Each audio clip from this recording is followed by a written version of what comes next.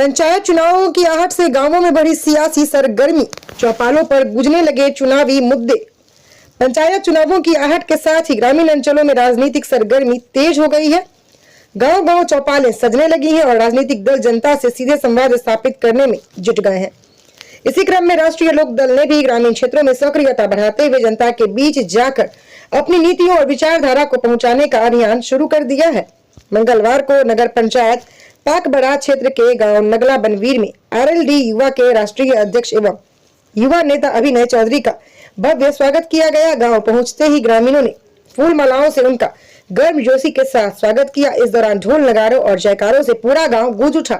Star news plus के लिए उत्तर प्रदेश के मुरादाबाद से इंद्रपाल पासी की ये रिपोर्ट।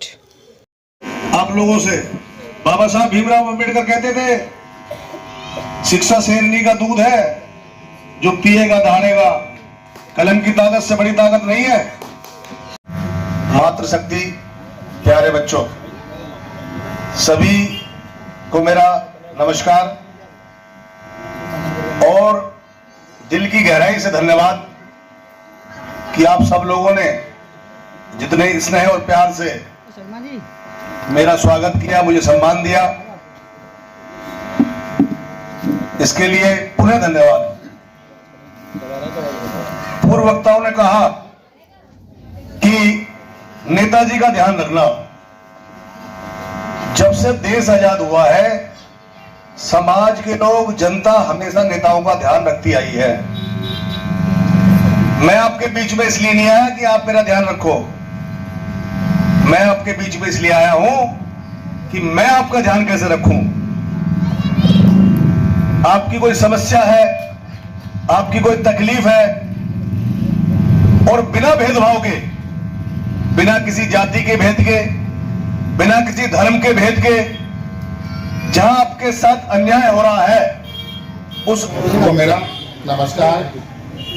और हमारे गांव में आया अभिनय चौधरी जी का मैं तहे दिल से शुक्रिया करता हूं। एक बार ताली बजाइए बच्चों। मैं ज्यादा बात ना बोलकर अपनी बात को छोटी सी बात कहकर विदा चाहूंगा।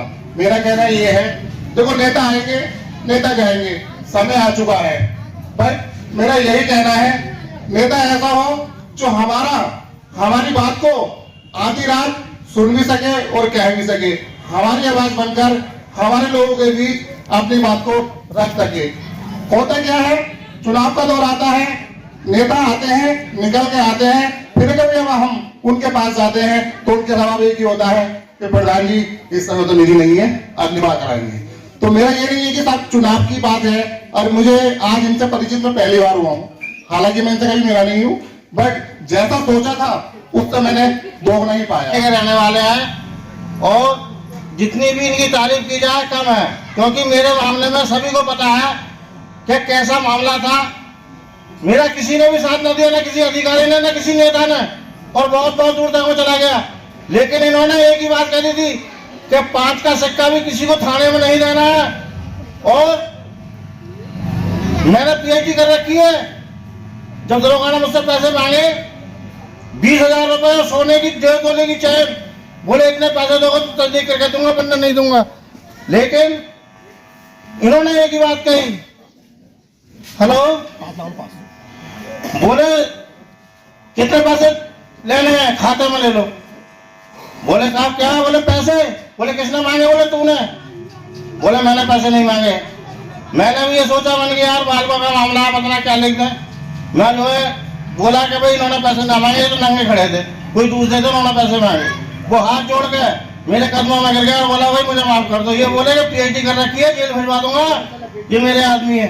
तो भैया देखो, नेता तुमने बहुत देखे होंगे, लेकिन ऐसे नेता दूर तक नहीं मिलेंगे, चाहे वो सांसद हो या कोई भी हो। हाँ, सर्वेश सिंह थे, वो आधी रात फोन उठाते थे, अगर मिस कॉल भी किसी ने की होगी उन्हें तो उसका फोन उठता था और काम भी होता था।